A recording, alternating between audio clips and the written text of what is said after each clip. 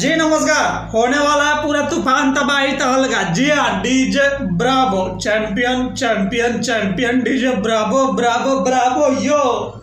जी हाँ, क्या आप जानते हैं कौन है डीजे ब्रावो? भाई बताएगा। बड़का क्रिकेटर, गाना था कौन, चैंपियन चैंपियन। जी हाँ, इस गाना में भाई बहुत नाचता था आपका।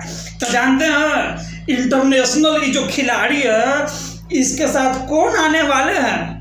खबर ऐसा है कि लाइन सारा जो धोखा दे रहा है हमको। हाँ चलिए, लाइन आ गया। वीडियो हम कट नहीं करूँगा, ठीक है ना। हाँ, तो जो डीजे ब्रावो के साथ कौन आने वाले हैं?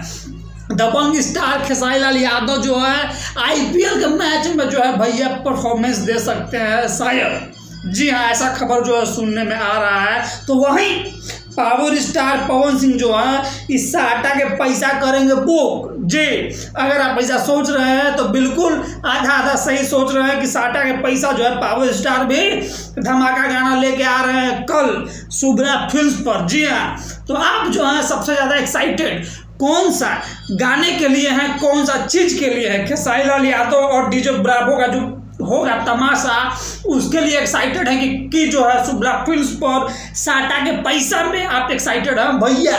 कमेंट सेक्शन में भाई को कमेंट करके बताना मत भूलिएगा। और हाँ,